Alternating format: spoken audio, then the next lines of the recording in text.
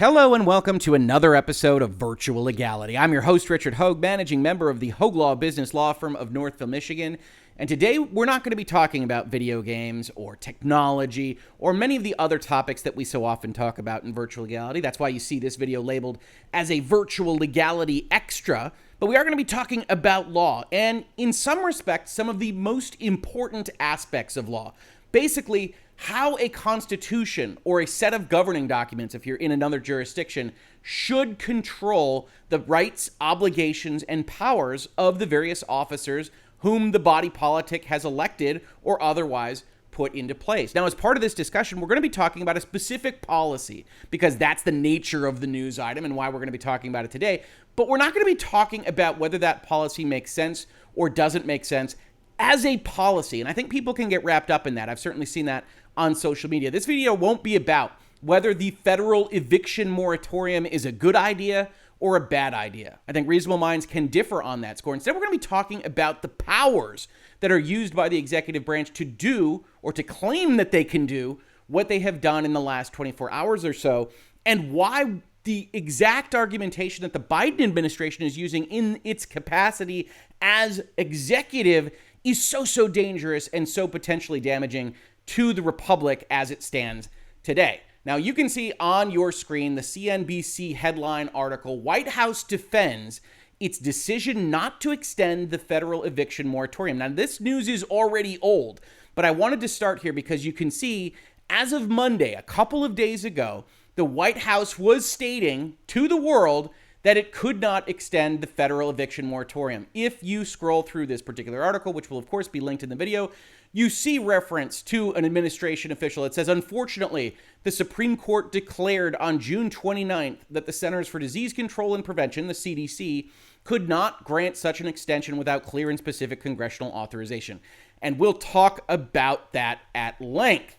But before we do, we have to also talk about where this all came from, because on social media, on YouTube, it's easy to get wrapped up in team, Republicans, Democrats, red, blue, all that kind of stuff. It's worth noting that all of this began under the Trump administration. Here's an NBC News article. Trump gives CDC broad authority to stop evictions during a pandemic. He did this by signing an executive order. I want to make it unmistakably clear that I'm protecting people from evictions, Trump said in a statement on Tuesday. Now, even then, when it happened, September of 2020, it's an open question as to whether it was constitutionally permissible, because an executive order cannot increase the size of the law. The legislation is the law. The legislative branch controls legislation. The executive can write letters interpreting certain things about how it's going to execute that legislation from the legislative branch, but it can't actually expand the rights or obligations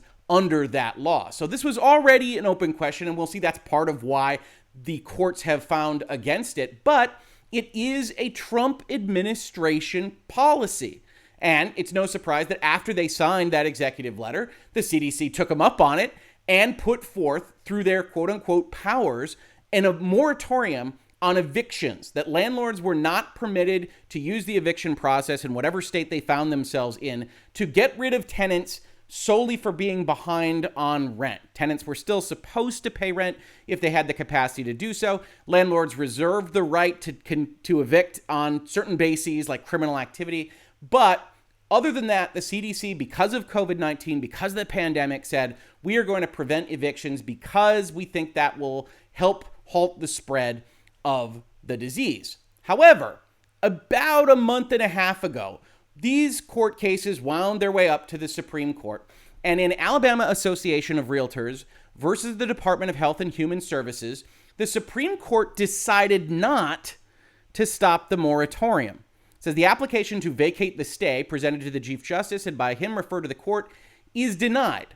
However, Justice Thomas, Justice Alito, Justice Gorsuch, and Justice Barrett would grant the application. That's 4 votes for saying that the moratorium should be ended. The 5th vote, Justice Kavanaugh, said the following: I agree with the district court and the applicants that the Centers for Disease Control and Prevention exceeded its existing statutory authority by issuing a nationwide eviction moratorium. That sounds like it's done and dusted, right? Justice Kavanaugh says, hey, I agree with the people that say this moratorium should be lifted. in saying that the CDC doesn't have the authority to put one in place in the first place. However, Justice Kavanaugh continues, because the CDC plans to end the moratorium in only a few weeks on July 31st, and because those few weeks will allow for additional and more orderly distribution of the congressionally appropriated rental assistance funds, I vote at this time to deny the application to vacate the district court's stay of its order. Said another way, hey, this is illegal. The CDC doesn't have the power to do this, but because courts are equitable in nature, they're supposed to decide on fairness and justice. I'm looking at this and I say, if I'm Justice Kavanaugh, well, it's only going to last for another month of illegal ultra-virus exertion of power. And because it's only going to last for another month, it'll help Congress get their ducks in a row, potentially get the money out from the states to the landlords, to the renters, as they should be doing. And hey, it's only a month. It's not going to hurt that much. He does finish, however, by saying, in my view, clear and specific congressional authorization via new legislation would be necessary for the CDC to extend the moratorium past July 31st. Congress has to get off its butt, says the judicial branch, through Justice Kavanaugh, and actually pass a law saying that the CDC was intended to have the authority to step in front of landlord-tenant contractual relationships. Because one of the problems here is that the CDC is basing its authority, as the Trump administration did in their executive order, on a very ambiguous provision, which we'll take a look at in just a second. And what these 5 votes on the Supreme Court, indicative of the Supreme Court's opinion on this matter, are saying is that no, the CDC doesn't have that power. Congress never intended for them to have this power. And until Congress actually gives them that power expressly, this is all ultra vires, which is a legal term of art meaning outside their power, outside of their authority. And so Kavanaugh says, I'll give you a month, but there needs to be new congressional lawmaking in order for this to all work. This was followed up on by a unanimous decision of the Sixth Circuit about a month later, about a week ago, that said the following. So the CDC is basing its moratorium on Public Health Act of 1944, 42 U.S.C. Section 264A. Now, what does Section 264A say? It says, the Surgeon General, with the approval of the Secretary, is authorized to make and enforce such regulations as, in his judgment, are necessary to prevent the introduction, transmission, or spread of communicable diseases from foreign countries into the states or possessions, or from one state or possession into any other state or possession. For purposes of carrying out and enforcing such regulations, the Surgeon General may provide for such inspection, fumigation, disinfection, sanitation, pest extermination, destruction of animals or articles found to be so infected or contaminated as to be sources of dangerous infection to human beings, and other measures as in his judgment may be necessary.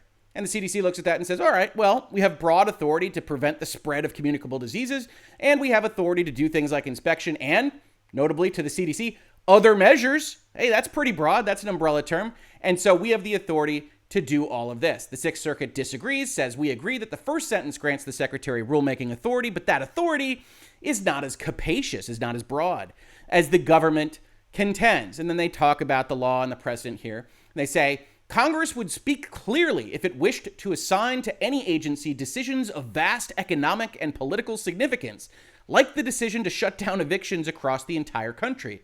There is no clear expression of congressional intent in Section 264 to convey such an expansive grant of agency power, and we will not infer one. Therefore, we conclude that the first sentence of Section 264A authorizes the Secretary to take action, and the second sentence dictates what actions he may take. Plainly, an eviction moratorium does not fit the mold. Finally, to put extra icing on a cake already frosted, you gotta love legal opinions, the government's interpretation of that section could raise a quote-unquote non-delegation problem. Now, to give a little bit of context to a non-delegation problem, the judicial, legislative, and executive branches are designed in the U.S. Constitution to be separate. And there is a non-delegation doctrine that says effectively Congress can't hand off all of its authority to a different branch. Most notably, Congress can't just say to the executive branch, hey, we want like cool postal roads somewhere, and it'll be up to the president to decide where they are. And that's been the lay of the land for forever and ever since the start of the Republic. You will note, of course, if you live here in the United States, that Congress does something that looks a lot like that every day, and that the regulations that pop out of entities like the SEC or the FTC or the FCC or any other of the three-letter agencies are voluminous, and that they are members of the executive branch that Congress has delegated authority to. But this is even broader than some of those things. The court in the Sixth Circuit says under that interpretation of a non-delegation issue, the CDC could do anything it can conceive of to prevent the spread of disease. That reading would grant the CDC director near dictatorial power for the duration of the pandemic, with authority to shut down entire industries as freely as she could ban evictions. Effectively, the court says that can't possibly be what the court intended, and it can't possibly be what the Constitution intended for the legislative and executive branch relationship. We then get a concurrence that says very similar things, that it can't possibly be the case that Congress intended to give this power to the CDC. And now you're starting to collect court decisions that say the CDC was never intended to be able to have nationwide moratoriums. So what are we even doing here? Especially with Kavanaugh on the books as he was with the Supreme Court. But President Biden had a problem, and that's that he had all sorts of pressure coming down on him because all sorts of folks, especially on his side of the aisle, said this moratorium was a great idea, and why isn't he doing something about it? The answer he gave to why he isn't doing something about it, as you saw, is effectively that the Supreme Court told him that he can't. And more specifically, that the president, under Article 2 of the Constitution, as I quote in the thumbnail to this video, swears to not do bad things to the Constitution. Or as the Constitution itself says, before he enter on the execution of his office, he shall take the following oath or affirmation. I do solemnly swear that I will faithfully execute the office of President of the United States and will, to the best of my ability, preserve, protect, and defend the Constitution of the United States. And honestly, every member of every branch of the federal government takes a similar kind of oath or affirmation. Every congressperson, every judge, every president is supposed to be thinking about what's constitutional and not just doing something on the premise that, well, maybe the court will strike it down later. But as it turns out, that's exactly what Joe Biden has elected to do here. Here's a transcript from his interview yesterday, and I believe this webpage will link to the video if you're so interested. It says, and there's some crosstalk here, so it's ... is about to announce a new partial eviction moratorium, COVID-related. Can you tell us any more about that? And are you sure it's going to pass Supreme Court muster, given the fact, Mr. President, that your entire administration has told us that it won't for the past week? President Joe Biden says the answer is twofold. One, I've sought out constitutional scholars to determine what is the best possibility that would come from executive action of the CDC's judgment. What could they do that was most likely to pass muster constitutionally? The bulk of the constitutional scholarship says it's not likely to pass constitutional muster, number one. But there are several key scholars who think that it may, and it's worth the effort.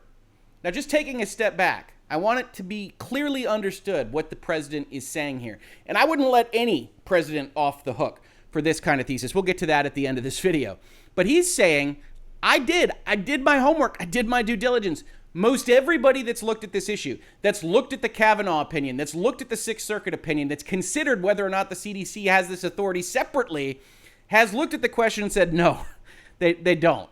That Congress needs to do something. Potentially there needs to be a constitutional amendment, since the federal government in the United States doesn't have a separate police power, but that's an entirely different discussion. But we don't think that it works. And Joe Biden says, yep, all right, well, that doesn't matter because one, there are several key scholars who think that it may. Not pictured, not named. Could be somebody with a tinfoil hat on a separate YouTube channel. You don't know. But he continues. But the present, you could not... The court's already ruled on the present eviction moratorium. So I think what you're going to see, and I want to make it clear, I told you I would not tell the Justice Department or the medical experts, the scientists, what they should say or do, so I don't want to get ahead. The CDC has to make those. I asked the CDC to go back and consider other options that may be available to them. Now here's an interesting kind of trying to separate the responsibility here, and you'll see this in a couple of answers. So unfortunately, since it's a transcript and we're reading it, it's not as clear as perhaps an article would be on this topic. He's saying that he's the president, he's the executive, he's the head of the branch. The CDC is a part of that branch, so he told them what to do. He told them to look for a way to extend the moratorium, but ultimately, that it's up to them, right? You're going to hear from them what those other options are. You're going to hear from the CDC. I've been informed they're about to make a judgment as to those potential other options. Whether that option will pass constitutional measure with this administration, I can't tell you. I don't know. There are a few scholars who say it will and others who say it's not likely to. And of course, we heard that referred to separately as the bulk say no, which I would also say no. And I think most of my professors at law school would say no, none of this works. And then we get to the real rubber hitting the road, which is like, all right, Mr. President, you've told the CDC to look for something. You're going to allow them to put out this statement, this moratorium. You're going to extend this. You don't think necessarily it passes constitutional muster. Why are you doing this? He says, well, but at minimum, by the time it gets litigated, we'll probably give some additional time while we're getting that $45 billion out to people who are in fact behind in the rent and don't have the money. I highlighted this in red. President of the United States has said, I think what we're about to do in my branch that I'm about to sign off on is illegal. I think that it's unconstitutional, the bulk of the constitutional scholarship, but there's still a possibility that it's not. So I'm going to allow myself that space. And why am I doing it? Well, by the time it gets litigated, which, by the way, is a function, as we know in virtual legality, that is not without time, is not without cost. Somebody actually has to litigate it. Somebody somewhere has to pay for it, whether that's a private actor or a taxpayers of a state or whatever it looks like.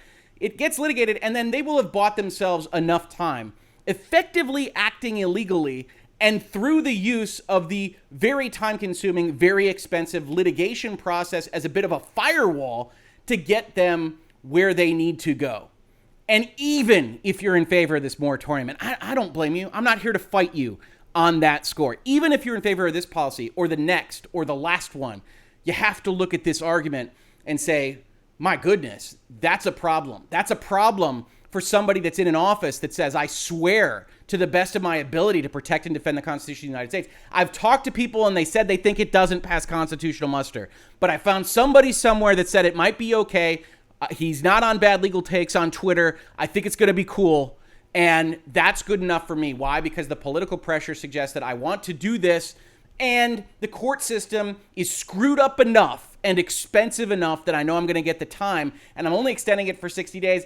I probably won't even have it swing back around on me in that 60 days. This is that kind of strategic lawsuit that we talk about from corporations all the time, right? We talk about DMCA takedowns where I tell you, you don't have the chip stack to fight the resources of a giant intellectual property holder. You certainly don't have the chip stack to fight the U.S. federal government, not on any quick-moving basis. Now, if I'm the Supreme Court, I probably react pretty strongly to this. I might even take it up on my own, but they are only supposed to judge cases or controversies, so who knows there?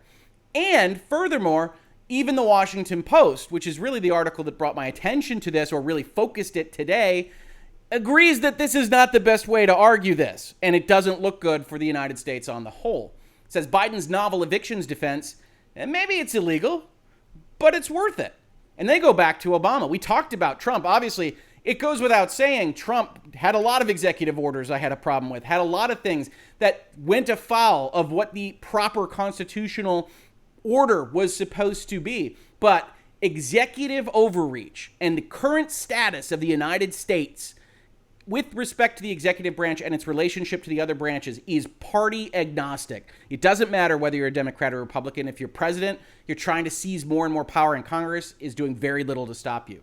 The opening paragraph to this article, early last decade, then President Barack Obama and Congress were in a standoff. Obama badly wanted Congress to pass long-failed comprehensive immigration reform, but allies called for him to do something himself. His repeated response, I can't. I'm not a king. I'm not an emperor. The old constitutional law professor wanted to force Congress to do things the old-fashioned, more robust way, which is a little bit of an odd way of saying he wanted to do things the way they are supposed to be done with the powers that are afforded to him. But when Congress continued to stall on these issues, he did something himself anyway, twice.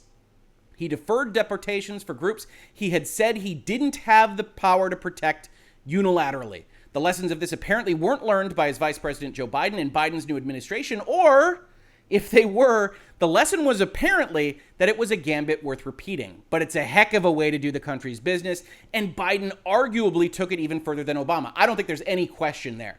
Even if President Obama is looking at these questions and thinking to himself, my constitutional folks are telling me that it might not pass muster, it's not the same as having a Supreme Court opinion here that says it specifically doesn't and represents the fifth vote that is the Supreme Court. Now, do I think Justice Kavanaugh did the right thing here? In retrospect, certainly not. If the Supreme Court feels that it's outside the existing statutory authority, that should have been made clear. And perhaps it should have been made clear in an opinion that vacated and then had an allowance, some kind of grace period through their equitable powers, rather than doing it this way.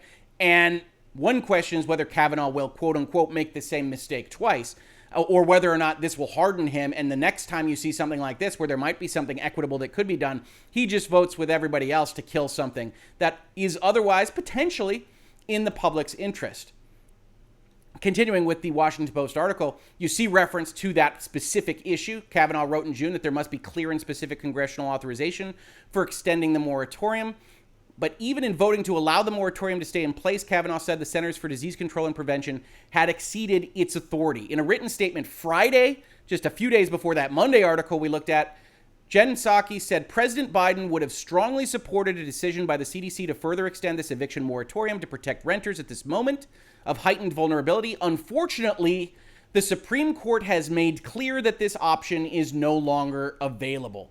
And there are arguments that could be raised, but as the Washington Post points out here, the Biden administration doesn't do it. He basically just says, it's not likely to pass, but we'll go through litigation. In other words, it might not be legal, but even if it's not, we'll get some good done in the meantime. Yet again, this article concludes, we have a White House effectively doing something it suggested would probably be illegal, which is certainly a precedent to set in the operation of our government. And look, we've been through a lot of impeachments lately. We've been through a lot of issues lately in the United States. But this is the kind of thing, this is the kind of statement when you arrive at the Centers for Disease Control doing exactly what they said in the executive branch they couldn't do for no other reason than they think that they can win a litigation or can push it out far enough that it won't matter to them, that you have to start asking the question, you have to start looking at issues, and you have to start calling for at least answers and potentially changes in that administration. Look, I am no big fan of a lot of our executives over really my entire life, or a lot of politicians in the United States. You all can probably tell that about me here in Virtual Legality. But this issue is such a strong one, and the executive has been on a tear in this respect for so many years, maybe 20, maybe 30, heck, maybe 40 years at this point in time, that it is that point in time that we have to start discussing these things, right? I put out a tweet, said that's a direct attack on the judicial branch and clearly outside the legal parameters laid out for them. In short, it's exactly the kind of thing that people have been recently calling impeachment worthy. And I took no small amount of flack for this, right? It's Twitter, it's to be expected. But you have people reading these things the wrong way because it's so tribal, it's so team-oriented. It says, wow, in one furious flurry of posts, you've unequivocally declared that you're a staunch Republican conservative in the era of Trump. For an attorney who made his bones advising businesses on PR, not a particularly wise move. Then he advised me to clean my house, which I said, hey, look, I'm on record saying this about all the executives and their pen and a phone and everything else. But what's important about that conversation is that it's so easy to get sucked into thinking that everything is on a political basis only. This critique, this moratorium on the Constitution, the reason I made this video is not because I hate Joe Biden. It's not because I hate Donald Trump, love Joe Biden, love Obama. It's not because of that. It's because of this. As I tweeted out a few hours ago, for those that have commented on this, when I talked about it yesterday, this has absolutely nothing to do with Republicans, Democrats, or even the underlying policy at issue.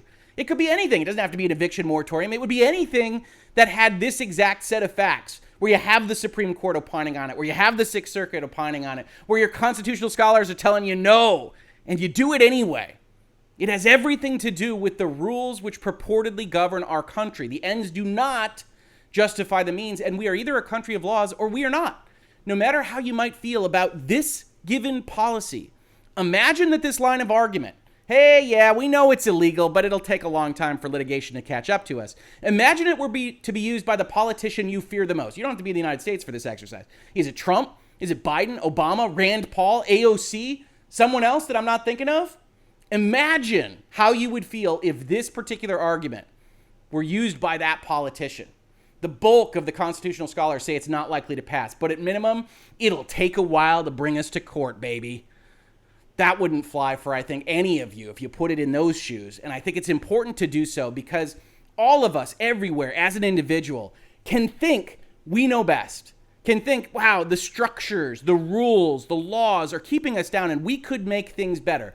But in a constitutional government, in a government of laws, that's designed to prevent the tyrant king, the tyrant queen, the dictator from having the ability to do those kinds of things, right? And we've seen this more simplified in our pop culture.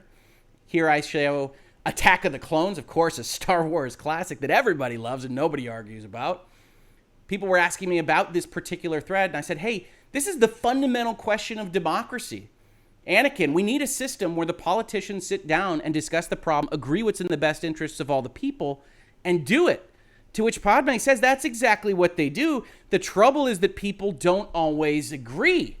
That it's easy to look at this and say, how could Congress, if this is so darn important, not take Kavanaugh's opinion and say, yes, let's get a law on the books, let's get it done? How could they not do that? Or more specifically, how could people disagree with me if I want that to happen? How could other people say, no, that's not a good idea? They could say, hey, it's not a wise thing to interject ourselves on a continual basis in the landlord-tenant relationship. You got landlords that have problems paying their capital fees as well. You could have that fight. It's a policy discussion. It's the proper places in the legislature. But ultimately what we come down to, people on Twitter, social media that fight me on this, say, hey, I want people to die, is they come down as Anakin. They come down as Darth Vader. Well, if they aren't agreeing, then they should be made to by somebody strong, some one person with authority and the chutzpah to just go and do it should just do it and forget all the squabbling delegates, forget all the senators and their problems and the fact that they won't agree. They should be made to. And that's where this kind of stuff leads. I know it sounds silly because we're talking about a very simple CDC order for 60 days, but this is the kind of thinking that arrives in that place. You've seen me quote, and I'll leave you with this, A Man for All Seasons, because it's one of my favorites. You've seen me quote it in a number of different circumstances. In fact, I've quoted it against Donald Trump, for those of you that come into my social media and tell me that I'm in favor of one party or another on these kinds of questions. And it's so, so good. It says, what would you do? Would you cut a great road through the law to get after the devil? And here it's about fighting somebody bad, right? It's a violation of due process. But you can easily see it on doing something good. You think it's righteous. You think it's right. But God darn it, Kavanaugh won't let me pass it. Congress doesn't have a law in place. But I know this is right. Would you cut a great road through the law to do it if you had the power? And when that last law was down and the devil turned around on you, where would you hide the laws all being flat? I'd give the devil benefit of the law. For my own safety's sake. The reason we have structures, the reason we have society, the reason we have laws and rules and regulations and all the rest is to avoid the power of the tyrant king or queen. To have a place in society where, yes, I wish I could do that thing, but there are rules and the legislature is the proper place to have those policy debates. And if I can't do it, you say, go get it done, Congress. And you put all the power of your bully pulpit and your presentation on Congress. You don't just say, screw it. It may be illegal, but I can get it done now, and the courts aren't fast enough to stop me. Because at the end of the day, in my opinion, it's just my opinion, it is a breach of your oath of office. And it's the kind of thing that should be leading to conversations about whether that individual is worthy of the office itself.